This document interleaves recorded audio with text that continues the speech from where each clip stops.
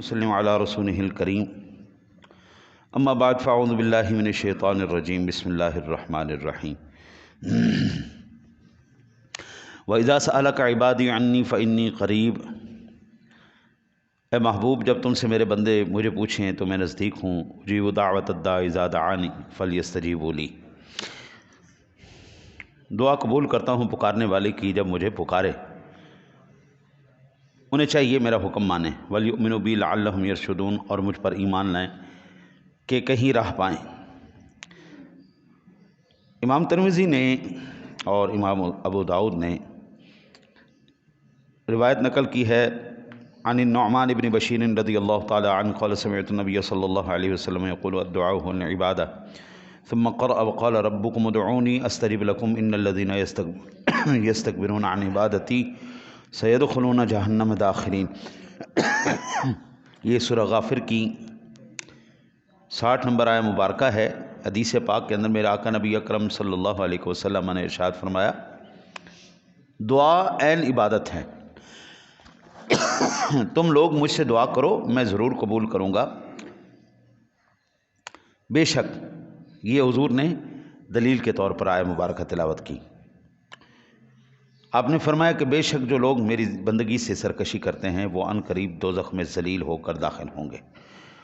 اللہ وحدہ لا شریک کے نافرمان بندے، اس سے نہ مانگنے والے اس دنیا میں بھی ذلیل ہیں، آخرت میں بھی ذلیل ہیں۔ یہ اللہ اپنے پاک کلام میں ارشاد فرما رہا ہے۔ عن ابی ہریرہ رضی اللہ تعالی عنہ قال قال رسول اللہ صلی اللہ علیہ وسلم لیس شیء اکرم علی اللہ تعالی من الدعاء، رواه ترمذی۔ اس حدیث کو امام ابن ماجہ نے، امام ترمذی نے سید اسناد کے ساتھ نقل کیا ہے۔ حضرت ابو ہریرہ روایت کرتے ہیں کہ حضور نبی اکرم صلی اللہ علیہ وسلم نے فرمایا، اللہ تعالیٰ کی بارگاہ میں دعا سے زیادہ کوئی چیز محترم اور مکرم نہیں ہے۔ دعا سب سے زیادہ اللہ کی بارگاہ میں، دیکھیں نا جی، دعا جب بندہ کرتا ہے تو ایک عملی طور پر اس بات کا اظہار کر رہا ہوتا ہے، ہم عاجز ہیں، ہم کمزور ہیں، تو بڑا ہے، تو دینے والا ہے، ہم لینے والے ہیں، تو غنی ہے، ہم بھکاری ہیں، سیدھی سی بات ہے۔ اور اللہ کو یہی چیز چاہیے کہ بندہ اپنی عاجزی، انکساری اور ذلت میری سامنے ظاہر کرے۔ آپ کو پتہ ہے نماز کے اندر سب سے افضل ترین عمل کون سا ہے؟ نماز ساری افضل ہے، لیکن نماز میں سب سے پیک لیول کا جو سب سے اعلیٰ درجہ کون سا ہے؟ وہ ہے سجدہ، وہ ہے سجدہ۔ کیونکہ سجدے کے اندر یہ جو بندے کی پگڑی ہوتی ہے نا اور یہ ناک ہوتی جس کی خاطر بندہ میں وہ ناک نیچے رگڑ رہا ہوتا ہے اور رگڑ کے کہہ رہا ہوتا ہے سبحان ربی الاعلیٰ، میں ذلیل تو اعلیٰ، میری یہ اوقات ہے، تیری بارگاہ میں یہ اوقات ہے ہماری۔ اور ناک جب تک نیچے نہ لگے سجدہ پورا نہیں ہوتا۔ ناک اور ماتھا دونوں لگنا ضروری ہے، ناک بھی لگے ماتھا بھی لگے، ناک کی نرم ہڈی محسوس ہو زمین کو، ہاں جی، اس لیے نرم وہ جو بہت زیادہ فلفی سے ہوتے ہیں نا ان کے اوپر سجدہ جائز نہیں ہے، کیونکہ اس پہ ماتھا ٹکتا ہی نہیں۔ تو ماتھا ٹکاؤ، ناک ٹکاؤ، اپنی پگڑیاں گراؤ اس کی شان کے لائق، اس کے قدموں میں، اس کی شان کے لائق اس کے قدموں میں ٹکاؤ اور اپنی عاجزی کا اظہار کر کے اس کی بلندی اور برتری کا اظہار کرو۔ پھر اللہ کہتا ہے ہاں یہ بات ہوئی نا، یہ مجھے چاہیے، یہ چاہیے، اور دعا یہی ہے۔ اب دیکھو شیطان نے ہمیں کتنا ورغلا دیا ہے، شیطان ہمیں کہتا ہے جی دعا نہیں کرنی، جنازے کے بعد اکثر دعا نہیں کرتے، ہاں وہ کہتے ہیں جی جنازہ تو خود دعا ہے۔ پھر بابو یہ ساری حدیثیں، یہ آیات مقدسات آپ کدھر کریں گے؟ آپ کدھر کریں گے کدھر؟ مجھے یہ بتائیں۔ اللہ تو چاہتا ہے بندہ مانگے مجھ سے اور بار بار مانگے، جو جتنی زیادہ مرتبہ مانگے گا اللہ اس سے اتنی زیادہ دفعہ راضی ہوگا۔ میری بات ہو آپ مجھے اٹھا کے، میری بات کو نہیں مجھے اٹھا کے دیوار میں ماریں، لیکن یہ تو اللہ اور اس کے رسول کا حکم ہے۔ میں حوالہ جات ساتھ عرض کر دیتا ہوں۔ عن انس بن مالک رضی اللہ تعالیٰ عنہ قال سمعت رسول اللہ صلی اللہ علیہ وسلم يقول قال اللہ یا ابن آدم انک ما دعوتنی ورجوتنی غفرت لک علی ما کان فیک ولا ابالی یا ابن آدم لو بلغت ذنوبک عنان السماء ثم استغفرتنی غفرت لک ولا ابالی یا ابن آدم انک لو اتیتنی بقراب الارض خطایا ثم لقیتنی لا تشرک بی شیئا لا تیتک بقرابها مغفرۃ، رواه الترمذی و احمد و طبرانی۔ اس حدیث کو امام طبرانی نے، امام احمد نے، امام ترمذی نے نقل کیا ہے۔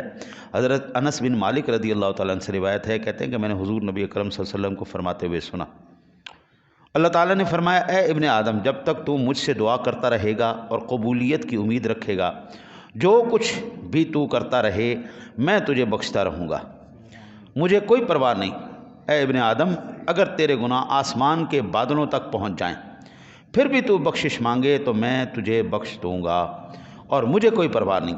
اے ابن آدم، اگر تو زمین بھر کے برابر گناہ بھی کر لے، میرے پاس آئے، پھر مجھے اس حالت میں ملے کہ تو نے میرے ساتھ کسی کو شریک نہیں ٹھہرایا، تو یقیناً میں زمین بھر کے برابر تجھے بخشش عطا کروں گا۔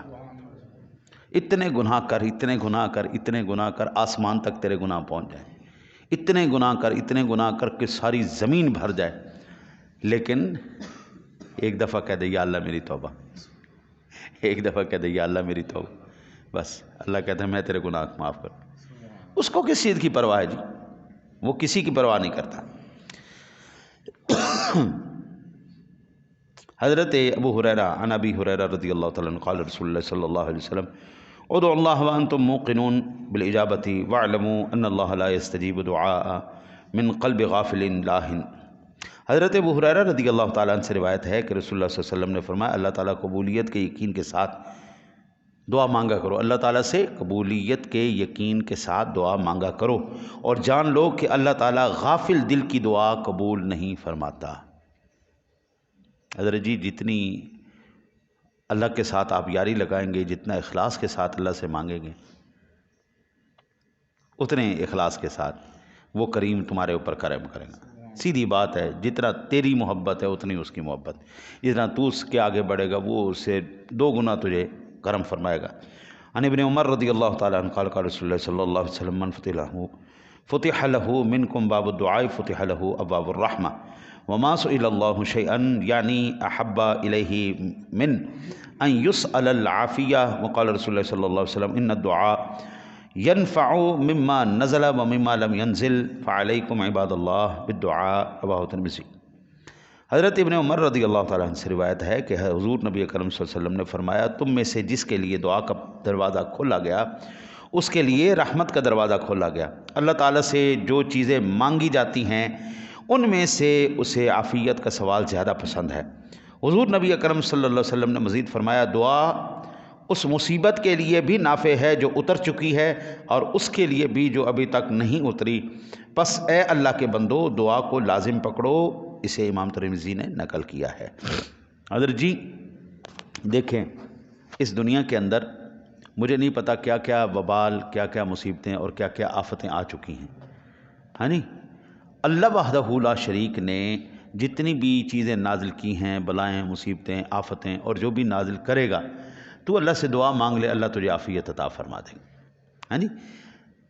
آخری حدیث پاک سماعت فرما لے، اس پر تھوڑا سا عرض کرتا ہوں۔ عن سلمان الفارسی کی النبی صلی اللہ علیہ وسلم ان اللہ حی قریم یستحیی اذا رفع الرجل الیہ یدیہ ان یردہما صفرا خائبتین، رواہ الترمذی و ابو داود وقال ابو عیسیٰ ھذا حدیث حسن۔